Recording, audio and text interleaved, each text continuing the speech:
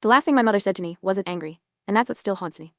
We were standing in the doorway of her apartment, coats on, keys in our hands, arguing about something so small I can't even remember what it was anymore. Maybe the groceries. Maybe my job. Maybe the way I never visited as often as she wanted. I only remember the tension. Thick, familiar, almost routine. The kind you grow into with someone you love but don't always understand anymore. She looked tired. Not dramatic tired, not sick tired. Just worn down in that quiet way people get when they've spent years being strong for everyone else. I remember noticing the crease between her eyebrows, the one she got when she was holding back words she didn't want to say out loud. "You're overreacting," she said gently.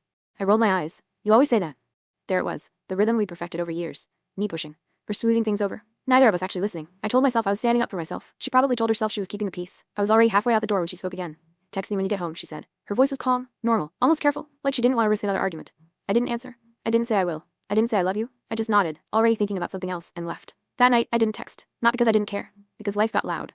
A friend called. A show played in the background. I told myself I'd text later. I always did that, pushing important things a few minutes into the future, assuming they'd still be there when I was ready. Later never came. The call came at 6:12 a.m. Hospitals have a way of stripping sound from the world. Everything feels padded, distant, unreal. The doctor spoke slowly, choosing his words with care, like I might shatter if he moved too fast. Stroke. Sudden. Severe. They'd done everything they could. I stood there watching his mouth move, waiting for the moment where he'd say, "But she's stable now," or "She's asking for you." He didn't. In the days that followed, guilt settled into me like a second skeleton. Heavy. Permanent.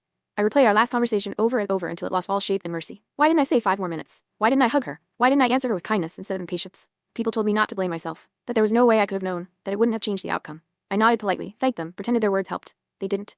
Grief doesn't care about logic. It feeds on ifs and almosts, and you should have known better. At night, I kept hearing her voice saying, "Text me when you get home." Such a small request. Such an ordinary sentence. And somehow, the last thing she ever asked of me, I started noticing her absence in cool, unexpected places. In the grocery store when I reached for the brand she always bought.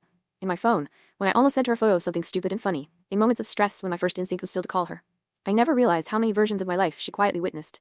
How many times she'd been there without demanding credit. When I finally gathered the strength to go through her apartment, everything felt frozen. Her coat still hanging by the door, a mug half washed in the sink, notes scribbled on scraps of paper reminding herself to call people she cared about.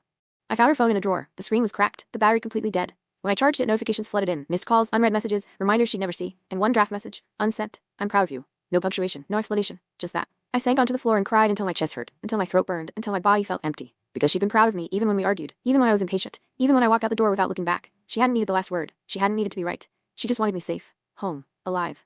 Time hasn't softened it the way people promised. It's just taught me how to carry it without collapsing. Some days I function, some days I don't.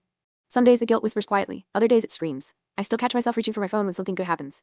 Still think, I should tell Mom. Then I remember.